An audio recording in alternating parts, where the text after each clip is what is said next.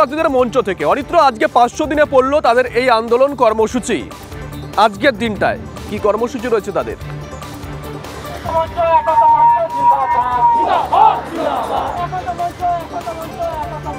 দেখো শুভজিৎ, একদমই তাই। 500 দিন অতিক্রান্ত 2014 যারা টেট উত্তীর্ণ পরীক্ষার্থী তাদের ধর্ণা মঞ্চ। আমি প্রথমে ছবি দেখতে দেখতে কথা বলবো।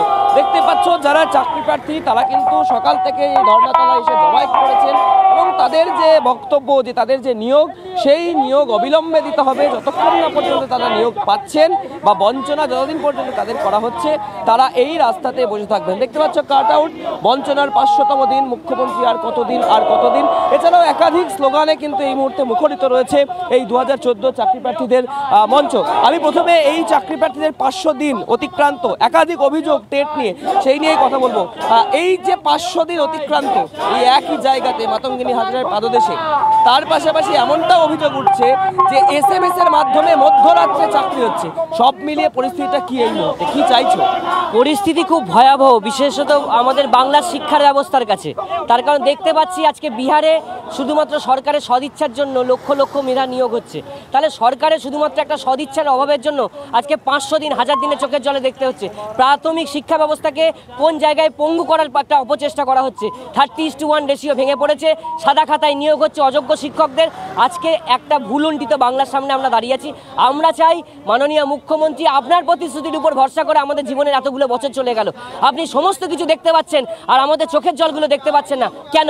এ দ্বিচারিতা কেন? তার কারণ শুধুমাত্র আপনাদের সফর সঙ্গী, আপনাদের জোট সঙ্গী নীতিশবাবু যদি লক্ষ লক্ষ মেধা নিয়োগ করতে পারে বিহারে, তাহলে আজকে আপনার প্রতিশ্রুতির উপর ভরসা করে প্রাথমিক শিক্ষকতার যোগ্যতা সম্পন্ন আমরা কেন পাবো না? তার কারণ আমরা চাই আশু প্রতিকার করতে সরকার যদি কর্মসংস্থান না দেখাতে পারে, বেকারত্ব দূরীকরণ না করতে পারে, এটা তাহলে কিসের সরকার? তার কারণ শুধুমাত্র আমরা বঞ্চিত, অপেক্ষিত, বঞ্চনের 500 দিন এইভাবে উদযাপন করতে চাই না। আমরা স্কুলে যেতে চাই। 500 দিন যদি প্রকৃত অর্থে একটা শিক্ষা লয় পেত, একটা শিক্ষা ব্যবস্থা পেত, তাহলে আশু প্রতিকার করা যেত। কিন্তু বেসরকারিকরণের পথে দিয়ে যদি সরকার হাঁটে, তাহলে যোগ্য মেধা নিয়োগ কি করে হবে? একদমই। অর্থাৎ শুভজিৎ, তারা যেটা বলছেন, তারা নিয়োগ চাইছেন, তারা প্রসঙ্গ টানছেন পার্শ্ববর্তী রাজ্য বিহারের। আমি সেই প্রসঙ্গেও কথা বলবো, তার আগে একবার ছবিটা দেখাই তোমাকে। অরিত্র, তারা যখন এই রাজ্যে বসে নিয়োগ চাইছেন, তুমি যে কথা বলছিলে পার্শ্ববর্তী রাজ্য বিহার, সেখানে আমরা কি দেখলাম? তেজস্বী যাদব উপমুখ্যমন্ত্রী সে রাজ্যে, তিনি বলছেন 70 দিনের মধ্যে 2 লাখ প্রার্থীর চাকরি হবে যারা 2003 বা তার পরবর্তী সময় থেকে অস্থায়ী শিক্ষক হিসেবে বিভিন্ন স্কুলে কাজ করছিলেন। কি বলেছেন তেজস্বী যাদব, শোনাবো। 70 दिनों के अंदर हम लोगों ने लगभग 2 लाख से भी ज़्यादा शिक्षकों की नौकरी दिया है, सरकारी नौकरी दिया है और एक ऐतिहासिक काम है। मेरे को नहीं लगता कि देश या दुनिया में कहीं भी किसी भी सरकार में एक डिपार्टमेंट में इतनी बड़ी संख्या में लाखों के तादाद में नौकरियां जो है वो दी गई होंगी। मेरा मानना है ये एक तरह से वर्ल्ड रिकॉर्ड जो है बिहार सरकार ने नीतीश कुमार जी के नेतृत्व में हम लोगों ने कायम किया है और इसी चीज़ के लिए लोगों ने हम लोगों को चुना था और यही लोगों की मांग थी कि भाई शिक्षा पे बात होनी चाहिए, चिकित्सा पे बात होनी चाहिए, रोजगार पे बात होनी चाहिए, महंगाई कम करने के बारे में बात होनी चाहिए। যাবো অরিত্রর কাছে। অরিত্র, বিভিন্ন সময় আমরা দেখেছি এ রাজ্যের শাসক দলের নেতারা তারা 34 বছরে বাম জমানোর প্রসঙ্গ তুলে আনেন, তারা বিভিন্ন রাজ্যের প্রসঙ্গ তুলে আনেন যেখানে তারা ক্ষমতায় নেই বা অন্য রাজনৈতিক দল ক্ষমতায় রয়েছে। আজকে তারা কি বলবেন? পার্শ্ববর্তী রাজ্য তো করে দেখিয়ে দিল। অরিত্র,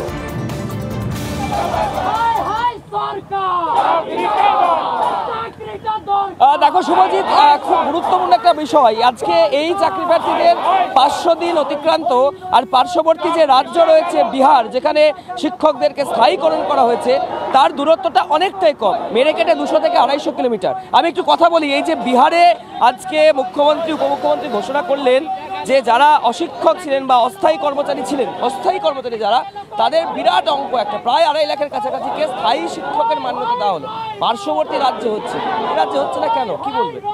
আমরা প্রথম যখন একটু পিছনের দিকে ফিরে গিয়ে একটা কথা বলি, আমরা যখন প্রথম কোর্ট যখন সিবিআই তদন্ত দেয়নি, তখন আমরা নবান্ন অভিযান করেছি, ক্যামাক স্ট্রিট করেছি, তখন কিন্তু প্রতিদিন সন্ধ্যাবেলা মমতা ব্যানার্জি প্রেস কনফারেন্স করে একটা কথা বলেছে, এরা অনৈতিক দাবি করছে, এদের দাবির কোনো বৈধতা নেই, স্বচ্ছতার ভিত্তিতে নিয়োগ হয়েছে। এমনকি এবিপি আনন্দের ফুটেজে মানিক ভট্টাচার্য। আপনারা কি চাইছেন এই মুহূর্তে দাঁড়িয়ে? পার্শ্ববর্তী রাজ্য হলো, আপনাদের কেন হচ্ছে না? আমরা আমাদের সঠিক দাবিটা ফিরে পেতে চাইছি। যারা দুর্নীতি করে চাকরি পেয়েছে, সেই 32,000 কোর্ট অর্ডার আছে, সরকার এখান থেকে সুপ্রিম কোর্ট গিয়েছে, সুপ্রিম কোর্ট থেকে আবার হাইকোর্টে ফিরিয়ে এনেছে। 17, 18, 19 তারিখ রায় আছে, সেই রায়ে তাদেরকে বাতিল করে নতুন করে ইন্টারভিউ নিক এবং স্বচ্ছতার সাথে আমরা আছি, তারা আছে, যারা ন্যায্য তারা প্রকৃতপক্ষে যোগ্য তারা চাকরিটা পাবে, যারা অযোগ্য তারা বার হয়ে যাবে। এবং এর সঙ্গে আরেকটা কথা বলে রাখি, সিবিআই আজকে প্রায় 2 বছর ধরে তদন্ত করছে। এখন আমাদের একটাই দাবি, সিবিআই সঠিক তদন্ত করছে না কেন?